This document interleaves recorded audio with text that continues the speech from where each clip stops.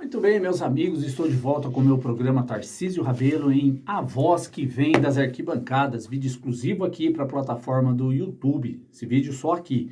Vamos falar sobre a derrota do Corinthians ontem para o Atlético Mineiro, 2-0 no Mineirão, vamos falar. Mas antes, você que está passando aqui pelo meu canal, se não se inscreveu ainda, eu convido você a ativar aqui, ó, se inscrever, essa janelinha aqui, ativa o sininho, se inscreve no meu canal, para que você possa receber sempre os meus conteúdos aqui e tudo sobre o nosso tão amado Corinthians, tão sofrido Corinthians ultimamente, né? Vamos falar um pouco da partida e eu já, antes de gravar vídeo, eu ouvi e assisti tudo que a imprensa falou do jogo de ontem, eu ouvi comentários, alguns falando que o Vanderlei Luxemburgo errou, que o Vanderlei Luxemburgo até agora não mostrou a cara dele no Corinthians, que ele não ganhou nenhuma partida com o Corinthians até agora. Eu ouvi também muitas pessoas reclamando do time, falando que o time é fraco, é apático. Isso todo mundo já sabe, não precisa falar. Não precisa falar.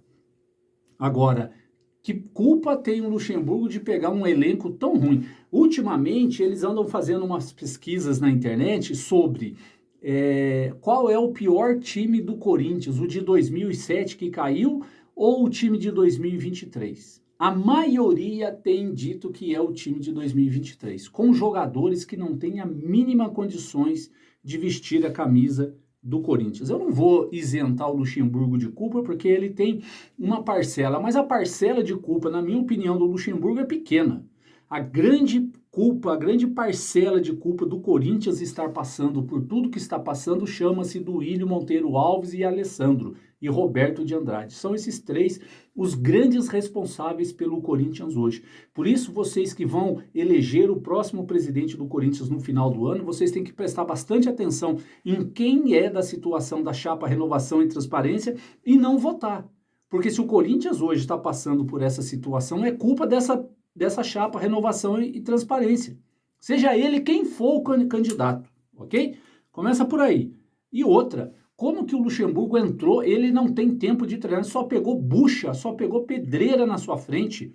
E ontem eu não achei que o time estava mal. Jogou o primeiro tempo como deveria ter jogado, trancado lá na defesa e não deixando o Atlético atacar. Não deixando o Atlético atacar. O Atlético chegava, mas assim, quando passava, furava a defesa, tinha o Paredão Cássio, que pegou muita bola ontem. Fez alguns milagres ontem também, o Cássio. Se não fosse ele, poderia ter sido de 3-4, né? Que fique bem claro isso. Agora, jogou e deu certo o primeiro tempo. Só que o jogo do Corinthians ontem com o Atlético era um jogo assim que ninguém podia errar. Sabe aquele equilibrista que está na corda bamba lá no alto do penhasco e se ele der um deslize ele cai e morre? É assim que estava o Corinthians ontem, não podia errar, não podia deslizar, não podia cometer erro algum, né? E cometeu dois erros, duas falhas grotescas da defesa do Corinthians, originou os dois gols do Atlético. O Fagner ontem, que eu sou fã número 1 do Fagner, do futebol dele, gosto muito do futebol do Fagner. Mas o Fagner ontem foi uma das piores partidas que eu vi o Fagner jogar. Eu nunca tinha visto o Fagner jogar uma partida tão ruim como de ontem. Ok? Outro jogador que para mim não jogou nada e que no Premier rasgaram um elogio para ele era o Fábio Santos na lateral esquerda, que não tem mais condições de jogar, eu não sei porquê. Aí entra o dedo do Luxemburgo. Por que ele colocou? Tá certo que ele olha no banco, ele vê Matheus Bidu, ele olha para o outro, é o Fábio Santos. Ele não sabe quem colocar em campo. Como que a gente vai culpar o treinador, sendo que ele olha para o elenco dele, ele vê um pior do que o outro? Fábio Santos também foi para mim um excelente lateral esquerdo, foi um cara assim que eu agradeço muito por tudo aquilo que ele prestou ao Corinthians, mas não dá mais. Era uma avenida aquele lado esquerdo do Corinthians. O lado direito do Atlético Mineiro era uma avenida assim que todo mundo passava. Aí chegava ali no miolo de zaga. O menino Murilo jogou muita bola. Primeiro tempo ele destruiu o Atlético Mineiro. E no segundo tempo o Gil vai e me falha no gol. Na minha opinião, falha do Fagner e do Gil. No segundo gol do Carlinhos. Falha grotesca da defesa do Corinthians, que não podia cometer esses erros que cometeram. Aí entra aquilo que eu sempre falo. Eu achei que o Luxemburgo escalou certo. O Paulinho me surpreendeu ontem. Agora, como que pode? Aí entra a falha do Vanderlei Luxemburgo, que eu vou falar para vocês agora. Como que ele me põe o Giovani no segundo tempo? O Giovani teve uma hora ali no segundo tempo que ele estava com a bola veio do alto, ele estava sozinho. Ele conseguiu perder para o jogador do Atlético que estava a 10 quilômetros de distância dele. Ele conseguiu tomar a bola do Giovani e chegar no gol do Corinthians. Ou seja, não tem condições. Aí eu acho que o Vanderlei Luxemburgo erra em colocar jogadores que não têm a capacidade de vestir a camisa do Corinthians mais. Fábio Santos, Giovani, o Barleta que entrou, que deveria ter entrado, o Adson, não sei por quê, é isso que eu penso, por que o Luxemburgo fez isso? Colocou o Barleta em campo, sendo que o Barleta não tinha a mínima condições de estar em campo. O Barleta não acordou ainda, parece que não caiu a ficha dele, pô, eu tô no Corinthians, eu não tô no São Bernardo. Será que ele vai ser mais uma joia, uma promessa do futebol, que joga em time pequeno, mas quando veste uma camisa de um gigante, ele adormece, ele não joga? Será que vai ser assim com você também, Barleta? Será que você não acordou ainda que você está no Corinthians? Até agora você não mostrou futebol, para que você veio? Ou seja, o Corinthians é um time ruim, um time fraco, é o time que o Luxemburgo tem. Aí chega a diretoria e fala, até julho é isso aí. E ontem eu vi uma reportagem, eu respeito muito, gosto muito de assistir o Café do Setorista com o Samir Carvalho, respeito muito esse jornalista, um cara assim que traz informações corretíssimas no seu canal.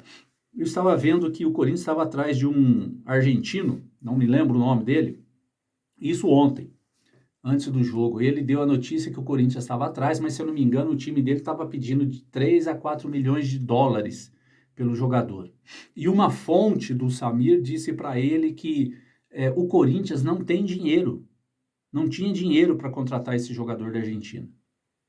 Aí eu falo para vocês, se o Corinthians não tem dinheiro para contratar um jogador da Argentina de 3, 4 milhões de dólares, vai contratar quem na janela? Quando abrir a janela, o Corinthians vai contratar quem se não tem dinheiro? Será que o Duílio não parou para pensar nisso? Uma fonte do Samir disse para ele, o Corinthians não tem dinheiro para contratar. Se não tem dinheiro, vai contratar quem? Pede rato para jogar no Corinthians agora na janela? Ou seja, será que vai ser sofrimento até o final e ficar pensando o que vai acontecer? Copa do Brasil e Libertadores já vem dizendo há muito tempo que não dá mais, acabou. O Corinthians tem que se salvar no Brasileirão. No Brasileirão, é só isso que tem que se salvar.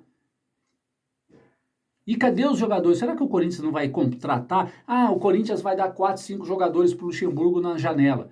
Mas se ontem uma fonte do Samir Carvalho disse para ele que o Corinthians não tem dinheiro para contratar jogador, vai contratar quem? Como?